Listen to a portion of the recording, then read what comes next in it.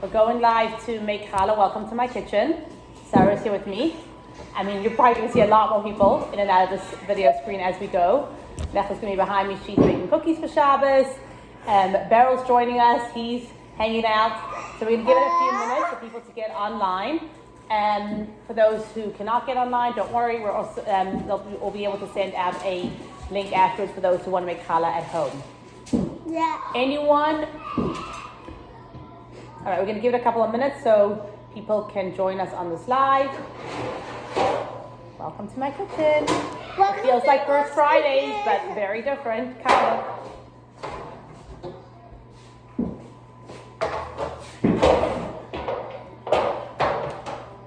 Okay, we're going to give people time to get on. Welcome. While you're getting on, make sure that you have your ingredients. We've got yeast. I use this Red Star yeast. I use it in a container. And make sure you have your oil. Make sure you've got your sugar. Get there in a minute. Make sure you've got your salt. Lecha, you're best to work on this side, yeah. Salt. And okay, we're gonna get ready in a couple minutes. Like I mentioned, you can, and flour. Like I mentioned in my Facebook post, you can either be making a small recipe or a big recipe, and so Sarah and I will be doing it simultaneously in 2 bowls so that you can both be, so that you can do both. I'm going to give it a couple more minutes and then we're going to get started. I'm not going to eat some sugar. We're going to eat sugar. We're going to eat sugar. So awesome to see people who are joining into our Facebook Live and from all over town, from all over the country, and hopefully we can bring the taste of Shabbat into your house as well, and the smell of Shabbat. Let the social distancing be turned into family bonding and social connectivity within our homes. Hopefully you are all feeling well and be able to join with us. Okay, so before we start making challah, and before we start cooking anytime, we always give tzedakah. The reason we give tzedakah is when we cook and we bake and we prepare it in our families, we always want there to be an element of blessing, that the food that we make, the home that we create, the environment that we're working on should be a place of blessing, of goodness. And that's our goal in homemaking. We're all home now, and all of us are busy doing that, busy figuring out how to make this a place of blessing, a place of goodness, a place of wholesomeness, a place where the things that we're doing bring goodness, bring positivity so that our families, when people can feel that joy. So in doing that, in our cooking, we ask that all our homemaking and all this whole environment should be for a blessing. We turn to God, we say, please make sure that this environment that I'm creating is a good one and is a blessed one. Before we go and we ask for blessings for ourselves, we always think of others. We always take, so in thinking of others, before we start to cook and we draw down that goodness into our own home, we put a penny in tzedakah, any coin, and we think of others.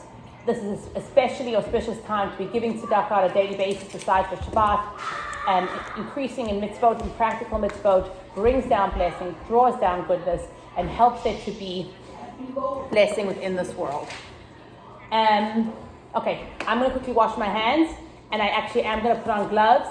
I'm going to be baking quite a bit of challah today. I want to share that love with others.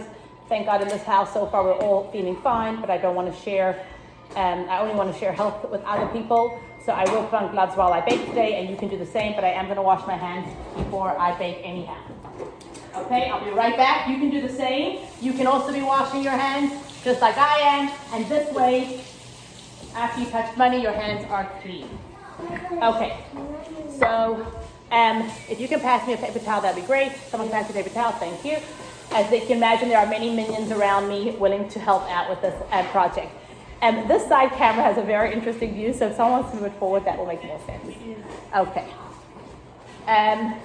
Okay, so drying my hands off, and I'm going to get my gloves on, and we're going to get started. I'm going to be doing the big bowl. Sarah's going to be doing the small bowl, and I will direct each part of the recipe as we go. We'll talk about it and why we do it. The mitzvah of bread of challah is first mentioned in the Torah. The first time we hear, there's a few times that it's referenced. The first time we hear of a miracle within the food is by our matriarch Sarah. Sarah, our matriarch, it says that when after her death, Abram sent Eliezer, his servant, to find a wife for Yitzchak, their son, for Isaac.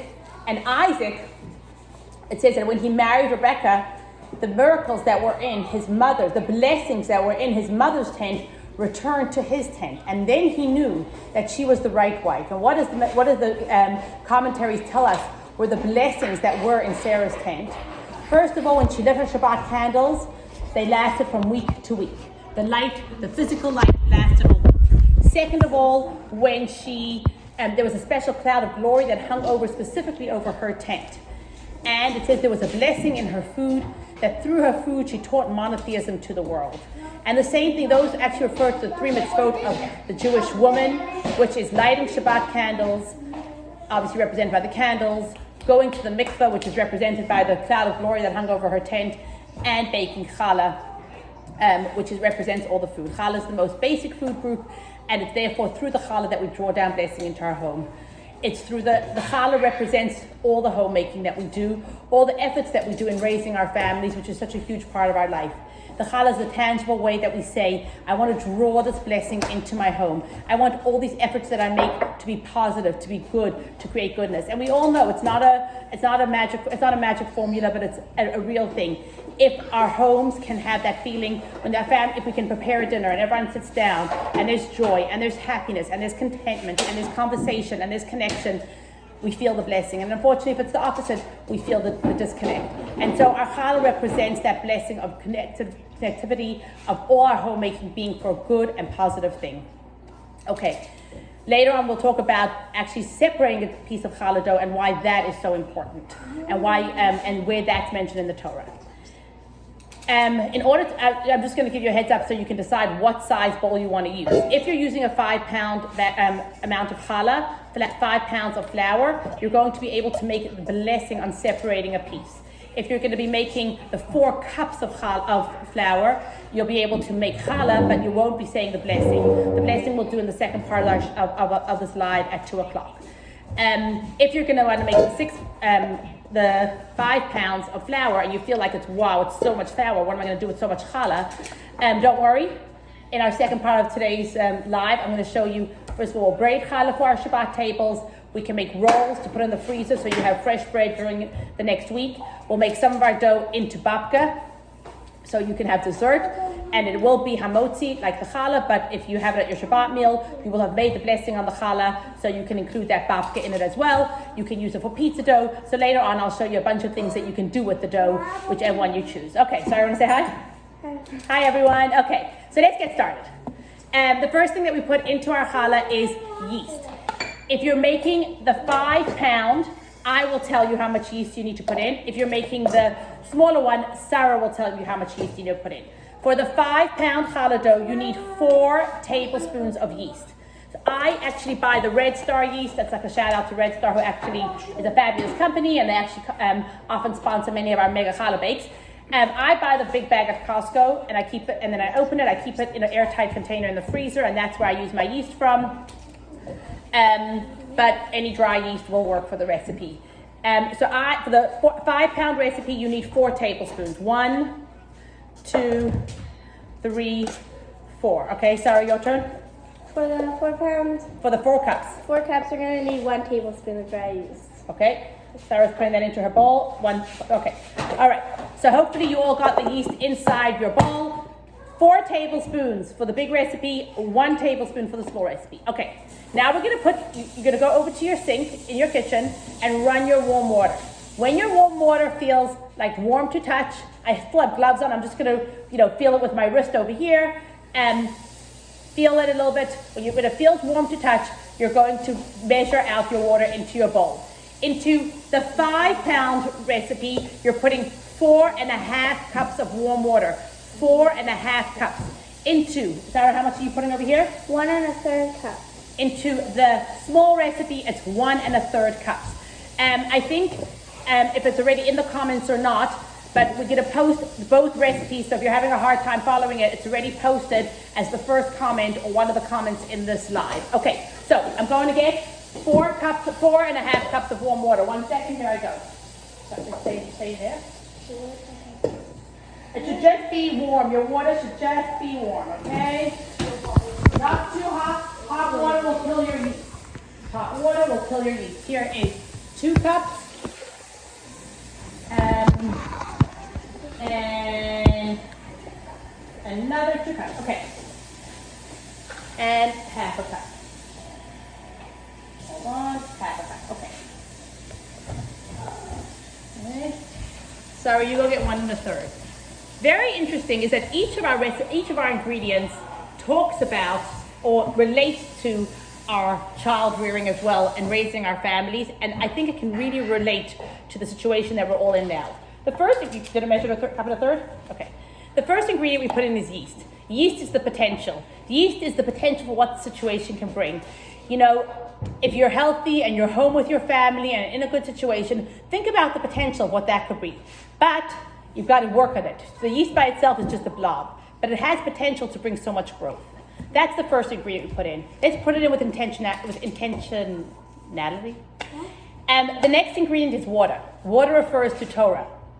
Just like you can't survive in the desert more than 3 days without water, we can't survive in this world without Torah, without God's wisdom, without His direction. We actually read the Torah. A lot of people think we just read the Torah on Shabbat. We actually read the Torah at least 3 times a week, on a Monday, a Thursday, and a Shabbat. At services they read the Torah, plus often other times on holidays, Rosh Chodesh, and other times. So water is Torah. You've got to bring Torah into your life at this point, and honestly, there are so many options right now while you're home. Take a few minutes a day to study some Torah, to think about something. Go onto our website, onto countless other websites. There are classes, there's input. Rabbi Mendy gives a daily Torah thought. You could be on his YouTube channel or on his Facebook Live. And there's so many ways that you can be getting a Torah thought in every single day. That's your water. Okay, next goes our sugar. Now sugar is sweetness. You need a lot of sweetness right now to make this work for everybody. This is how we're going to raise good families and wholesome realities. A cup of sugar for our 5-pound recipe. And a third of a cup of sugar. Okay, third of a cup of sugar for the smaller recipe for the 4 cups. So Sarah's going to put in a third of a cup of sugar. And, okay, great. And so can we get some spoons here, please? Yeah. And I'm going to put in a cup of sugar. Sugar is sweetness. Give positivity often, give it a lot, give it constantly. And it's what we need in raising our families and in surviving this reality right now. Okay, we're both going to give our dough our mixture a little mix. So hopefully by now you have in the big bowl, if you're doing a 5-pound recipe, a 6-challah recipe, you have 4 tablespoons dry yeast, 4.5 cups of warm water, and a cup of sugar. If you are doing the 4-cup recipe, you have a tablespoon of dry yeast, a cup and a third of warm water, and a third of a cup of sugar. Okay, let's leave that to proof. You want your challah dough to get some bubbles. Here, this bowl looks like got some bubbles. Sarah's bowl looks like it has some bubbles. Give it a minute and let our dough proof. While it proofs, I'll tell you about the next ingredient we're going to be putting in. We're going to be putting in oil. Oil is a very special ingredient when it comes to the mystical reasons of raising our families and raising everyone up. Oil has 2 properties, 2 opposite properties, but we need both of them. The first property of the oil is if you spill it on your clothes or on your tablecloth, it goes in and it totally absorbs. If you put it into a cup of water, it rises to the top. 2 are compared to oil. We need to be invested into the world. Obviously, we don't completely assimilate, but we use this physical world, the things that we're given, to use them in the way that the Torah prescribes, to elevate them, to give them meaning, to give them purpose, to give them direction. That is how we integrate. But at the same time, we rise above. We need to know that we're holding ourselves to a standard of Kadoshim Tiyu, a standard of being an example and leading with doing the right thing. So here we go with our oil. We need to teach that to our children. Let them be part of the community, but also give them the pride to hold themselves to a higher standard of positivity and goodness. Okay, so our oil has some bubbles. That's perfect. Our water, our yeast mixture, and here we go. So into the 5-pound recipe, we're putting a cup and a third of oil. A cup and a third of oil into the 5-pound recipe. Okay, Sarah, how much are you putting into your recipe? 1/3 of a cup of oil plus 2 tablespoons. Okay, if you are doing Sarah's recipe, you just need 1/3 of a cup plus 2 tablespoons. 1/3 of a cup plus 2 tablespoons. So, Sarah, actually here's the third line. I'll keep my finger on it. Okay, the other thing is, I'm going to mention again, in the first comment of this Facebook Live is the recipe. So if you have come on late and you want to still join us, there is a recipe for 5 pounds of flour and a recipe for 4 cups of flour. And how many tablespoons? That's good. How much? It is. That's right. This is it. Well, Sarah's checking out this measure. She says it says teaspoon. She's right. 3 teaspoons is 1 tablespoon. So now we've got a little math in. That's the math for the month, guys. How much do you need? 2? 2. Okay. 1, 2. As you're going to notice, this is an egg-free dough. I make egg-free challah. It started out way back when a friend had a child with egg allergies, and I said to my mom, well, what should I do? I make my challah with eggs, and she kind of gave me this conversion, and it worked. So I've been making egg-free challah. So yeah, vegan challah for you guys. Water challah, I guess. Anyhow, we put in our oil, and we're ready for, we're going to put in flour and salt now. Those are our 2 remaining ingredients. The flour is the connection that we need to bring everything together, and the salt, and we're going to do that in a minute. I just don't want to put our salt in before our yeast proofs enough. It's kind of important to know that if you just put your salt directly into your yeast mixture, it could kill your yeast. So we'd like to keep our yeast going. And okay, what I'm going to do is I have what's it called? I have my flour here. I actually keep very bulk flour, those of you know that. So into my 5 pound, I'm going to start with 2 cups of flour. You're going to end up needing between 12 to 15 cups of flour, but we're not putting it all in right away. We're just going to put in, I'm going to put into the 5 pound 6 cups right now. 2, 4, 6.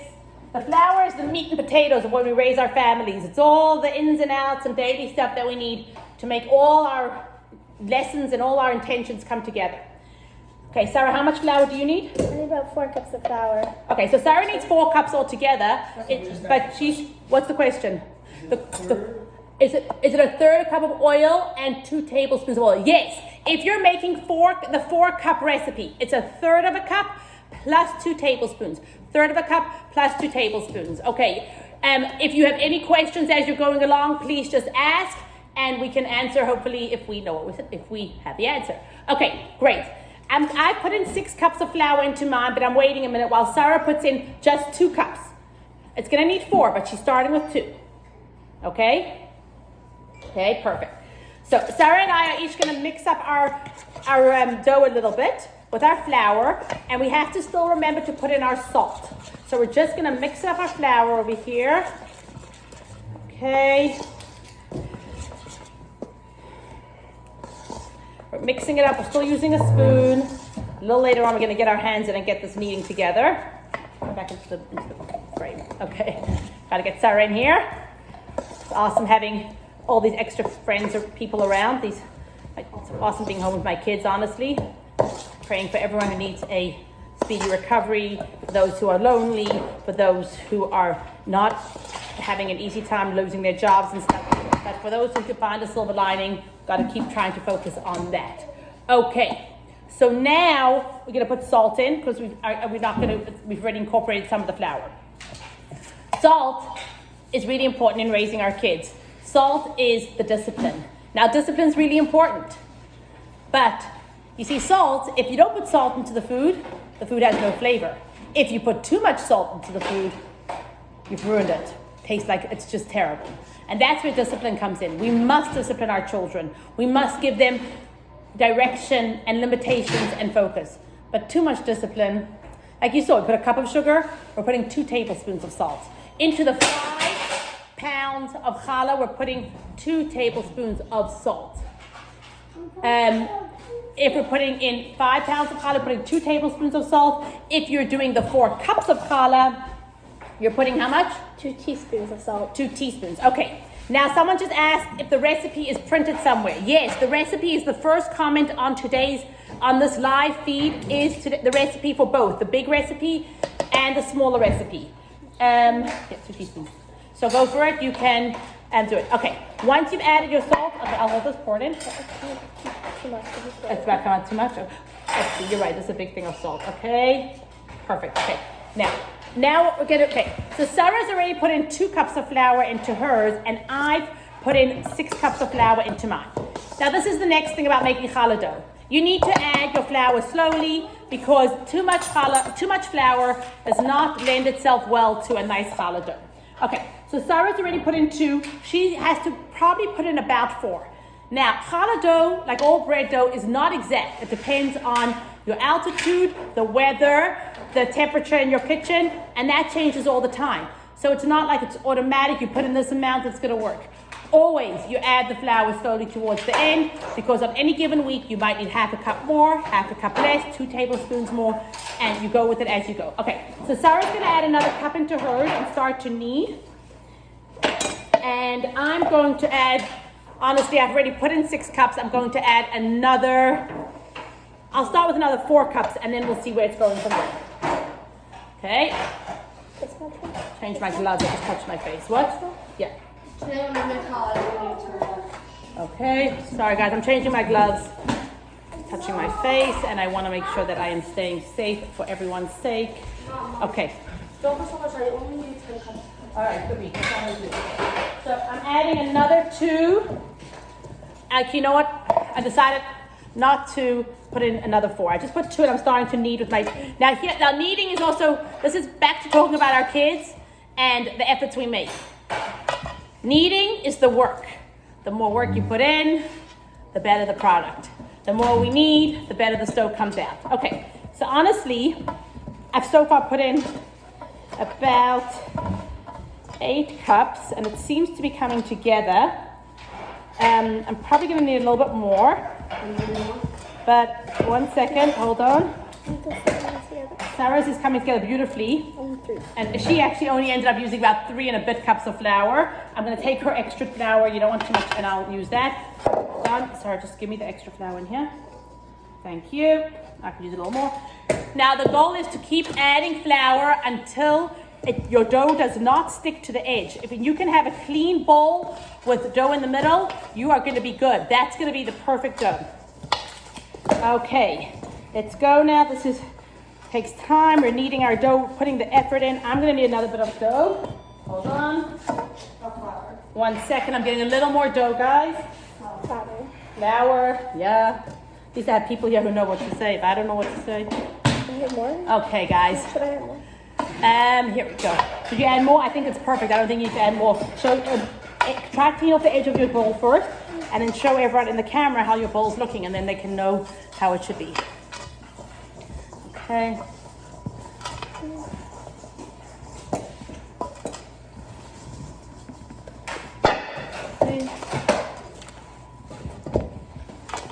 Okay. For those who are joining in later, the recipe is posted in the first comment of today's live. If you want to make the dough, you can still make your dough now because we're only going to braid it in a couple of hours. This live is going to end and we're going to come back to braid the dough in a couple of hours. So if you're only joining now and you still want to make challah dough, go ahead. If you have the ingredients in your house, put together your dough, and a little later on we're going to braid it together. Okay, this dough is, oh, wow, okay. Sarah, you want to show your dough? I keep adding more and more flour to mine. This is Sarah's dough. It looks awesome. I'm going to give Sarah a drop of oil. She's going to oil her bowl. Take your challah out. She's going to oil the bowl. She's going to put the challah dough inside and get a clean kitchen towel to cover it with. Just oil the whole side. You can use your hand for that. And then once you've, here we go, just oil the side of your bowl. I'm oiling the side of Sarah's bowl just to give it, so the dough can stick. Putting the dough inside, and can you get a towel for yourself and for me, please? 2 clean kitchen towels to cover it. Okay. Keep going with your dough. Keep adding flour slowly. And our challah dough is coming together beautifully.